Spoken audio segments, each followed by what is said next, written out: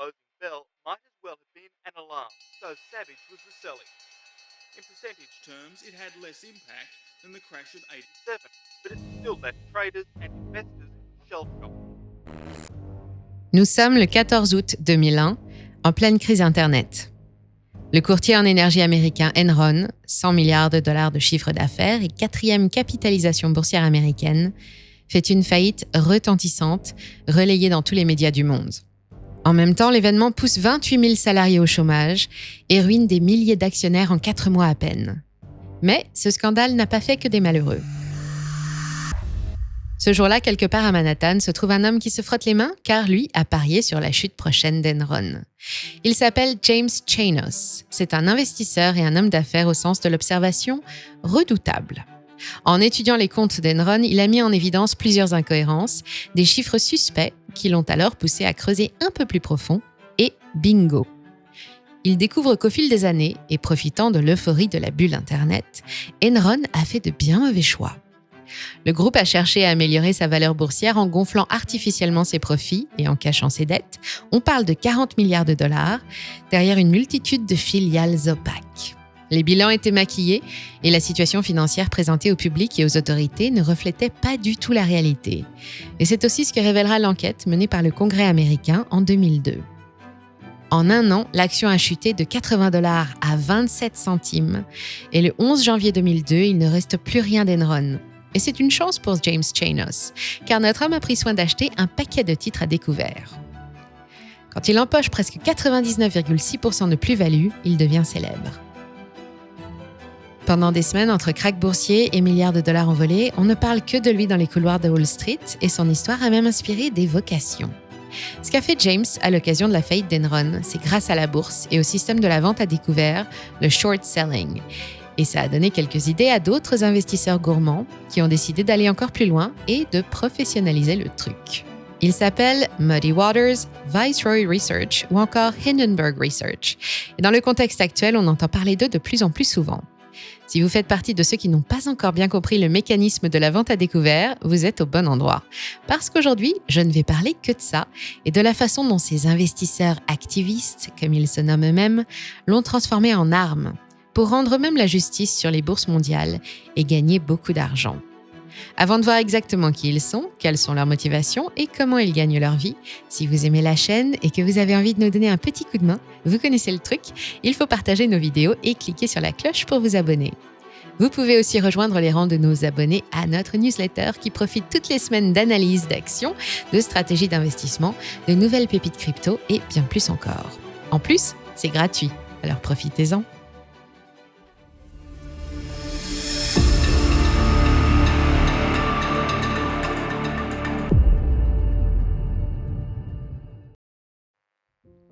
Depuis que les marchés se sont libéralisés et numérisés, les histoires d'investisseurs qui ont fait fortune en un seul coup de bourse grâce à la vente à découvert se sont multipliées.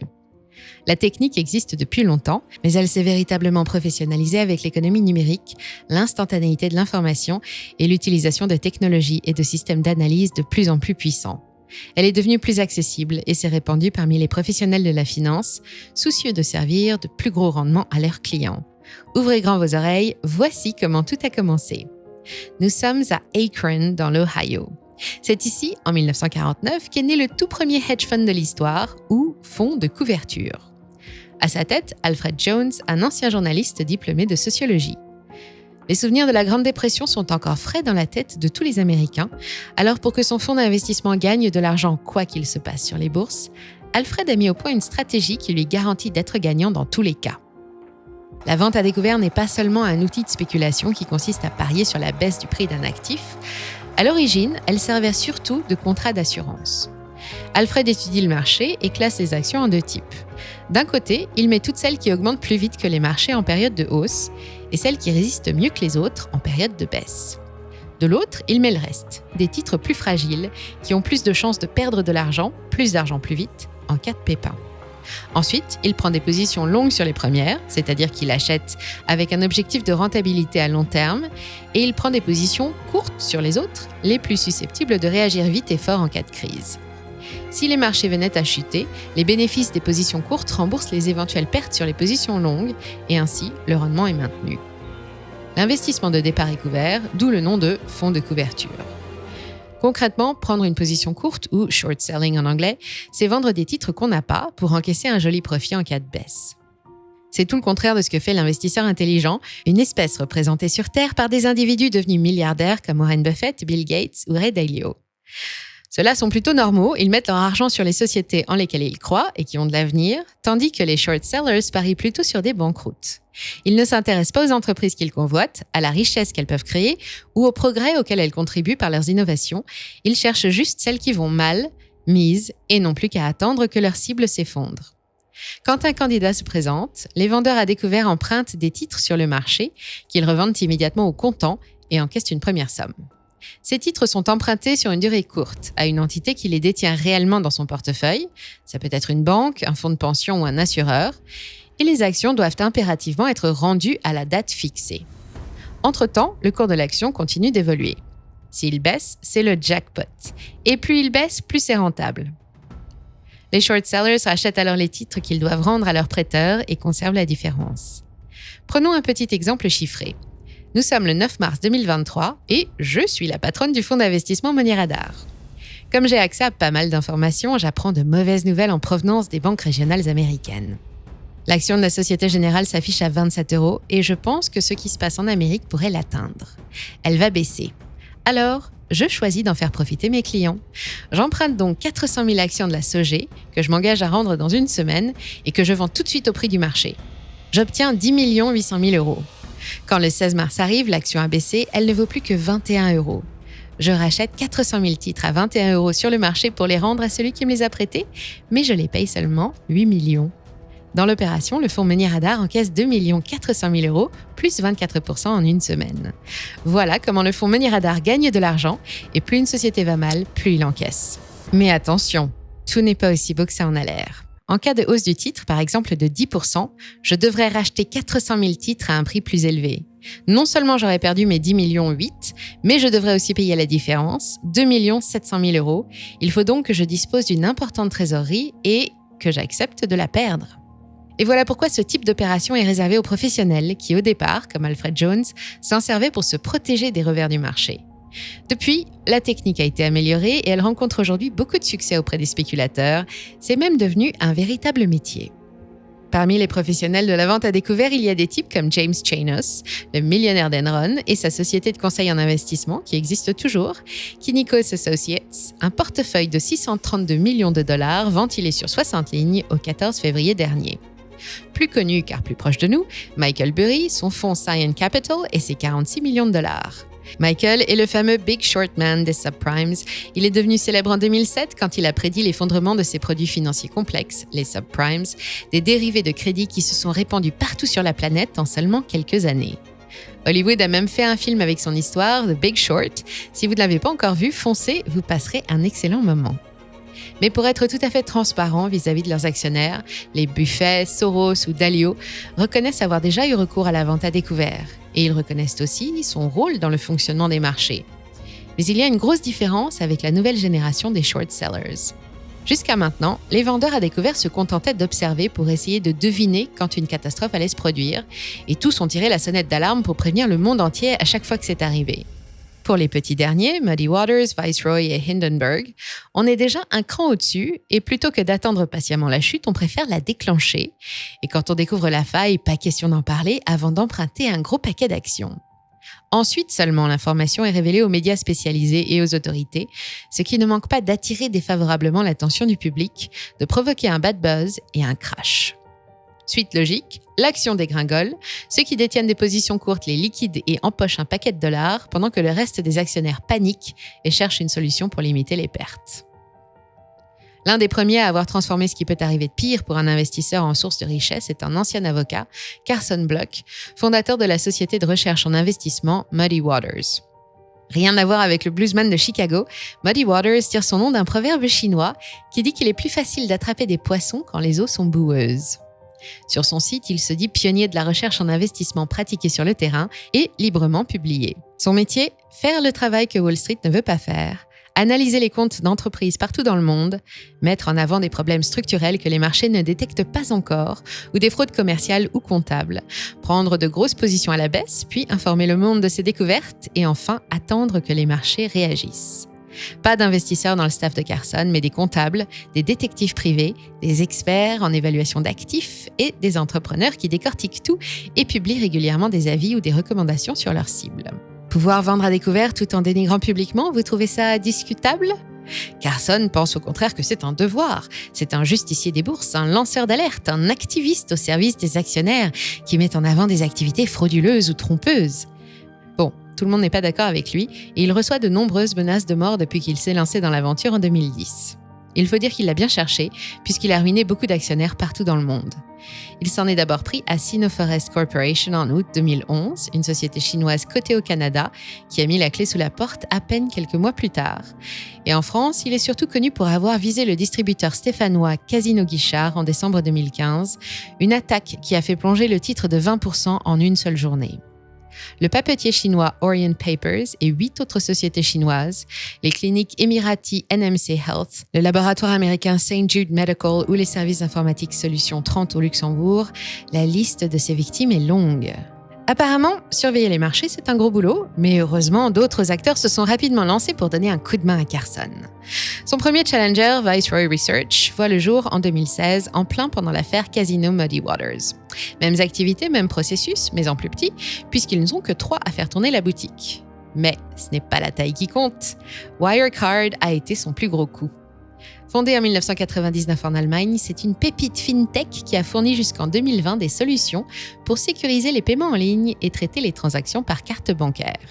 Avant que Fraser Paring, le fondateur de Viceroy, ne s'intéresse à elle dès 2019, elle réalisait près de 2 milliards d'euros de chiffre d'affaires, faisait travailler 1300 personnes pour ses 300 000 clients, pesait 17 milliards d'euros de capitalisation boursière avec un titre échangé autour de 114 € à Francfort. Puis, le 17 juin 2020, le scandale éclate. Le célèbre cabinet comptable Ernst & Young, chargé d'auditer Wirecard, est pointé du doigt. Il semble que près de 2 milliards d'euros de dettes ne figuraient pas dans les bilans. Une semaine plus tard, l'allemande ne vaut plus rien. Une faillite express qui conduit le titre à naviguer entre 3 et 4 € pour ne plus jamais remonter. Et un immense succès pour Fraser qui gagne ses premiers galons. La vente à découvert est une activité à haut risque car au départ, après avoir lancé l'alerte, c'est Viceroy qui a fait l'objet d'une enquête de la part de la BaFin, l'autorité financière allemande.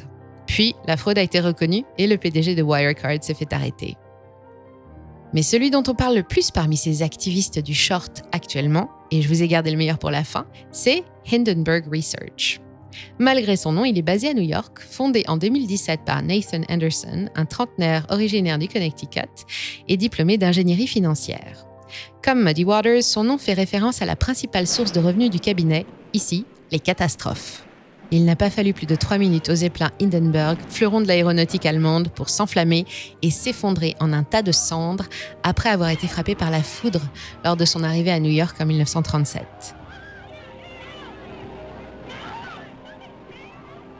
Le drame a fait 35 victimes, dont 21 membres d'équipage. Selon Nathan, la catastrophe aurait pu être évitée si le ballon de ce Titanic désert avait été rempli avec un autre gaz que l'hydrogène, inflammable au contact de l'air. Comme les autres, Nathan est là pour détecter des catastrophes en cherchant la faille, structurelle ou légale, qui pourrait faire s'effondrer le cours d'une action comme un dirigeable en flammes, et il ne manque pas d'idées pour trouver les bonnes infos. Le fabricant américain de véhicules zéro émission Nikola en sait quelque chose et Hindenburg, c'est un nom qu'il connaît bien. L'histoire mérite d'être racontée car elle illustre parfaitement l'état d'esprit qui règne parmi ces chercheurs de misère économique. Nikola est un constructeur de véhicules zéro émission, électriques ou à hydrogène, qui a vu le jour en 2014. Son nom est évidemment un hommage au physicien Nikola Tesla et une référence à la société d'Elon Musk, sa principale concurrente. C'est Trevor Milton qui pilote, lui aussi ingénieur financier, qui a commencé en vendant des bonbons dans la cour de son école. Et son truc à lui, c'est les camions. Il produit des quads et des jet-skis électriques, mais il veut surtout révolutionner le transport routier grâce à ses nouveaux semi-remorques à hydrogène et à son prototype, le Nikola One, qu'il présente fièrement en 2016 à ses investisseurs. Les premiers exemplaires seront livrés fin 2020 et il est prévu d'en produire 50 000 exemplaires par an à partir de 2023. Et dans le public, on a les yeux qui brillent. En 2019, le total des réservations s'élevait déjà à près de 14 milliards de dollars. Nikola est introduite au Nasdaq en 2020, valorisée à 13 milliards de dollars alors qu'elle n'a encore vendu aucun véhicule. C'est 2 fois plus que Renault-Nissan. Trevor est milliardaire. Au printemps 2020, les marchés anticipent les premières livraisons et l'action bondit en quelques mois de 10 à 66 dollars. Mais le 4 juin, la fête est finie. Sans même s'en douter, le Nikola One a embarqué un passager clandestin avec lui. C'est Nathan, notre homme a reçu un tuyau, qui a attiré son attention sur le constructeur. Éternel sceptique, il s'est demandé comment une société qui n'a encore jamais enregistré de revenus pouvait valoir autant d'argent. Question toute naturelle. L'enquête démarre et Nathan trouve la faille dans la vidéo de présentation du Nikola One qu'il a examinée avec attention. Il repère le lieu du tournage, s'y rend, le temps de confirmer son hypothèse, puis il annonce ses conclusions. C'est une vaste arnaque. Le Nikola One sur cette vidéo n'a pas de moteur et la société de Trevor est une coquille vide. C'est un coup de tonnerre qui fera le tour de la planète. C'est vrai, Trevor a menti. Malgré les milliards de dollars levés, Nikola n'a pas les capacités techniques pour tenir ses engagements. Les prototypes ne sont pas prêts, ses chaînes de montage non plus. Quand l'affaire éclate, l'action fait un saut de l'ange de toute beauté et en fin d'année, elle ne vaut plus que 15 dollars. Avec cette première opération spectaculaire, Hindenburg Research s'est fait un nom et une petite fortune. Il s'en est ensuite pris à l'empire indien de Gautam Adani en janvier dernier. On reprochait déjà à l'homme d'affaires indien d'être un peu trop proche du pouvoir et de ne pas se préoccuper des désastres sociaux et environnementaux provoqués par ses activités. Mais le 24 janvier dernier, après 2 ans d'enquête, Hindenburg révèle sur son site qu'en plus, il serait malhonnête et aurait falsifié ses comptes. En une semaine, le groupe a perdu 54% de sa valeur boursière. À peine échauffé par tous ces exercices, le 2 mai dernier, Nathan a remis le couvert pour s'offrir le légendaire investisseur Carl Icahn, qu'il appelle le voleur de Wall Street.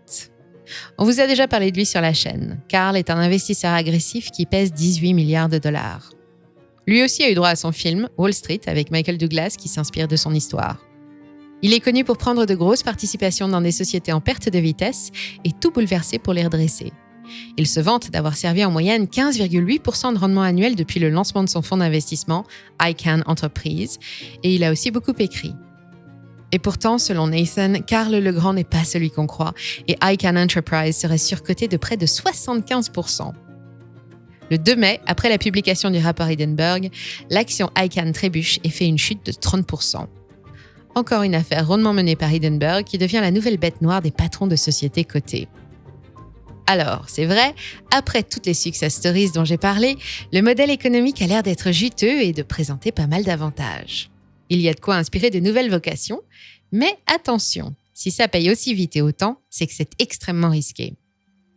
D'abord, un vendeur à découvert ne peut espérer gagner que 100% de sa mise au maximum en cas de faillite, alors que si le cours de l'action monte, il faudra payer le double ou le triple, parfois plus selon les leviers accordés. Demandez donc à ceux qui se sont cassés les dents sur GameStop ou Tesla. Ensuite, il faut aussi être parfaitement sûr de soi. Et pour conclure, non seulement c'est une loterie qui réclame d'énormes moyens financiers, mais ce n'est pas la meilleure solution pour gagner de l'argent en bourse, car à toujours vouloir plus et plus vite, au final, aucun vendeur à découvert n'a fait mieux que nos milliardaires investisseurs dans la valeur.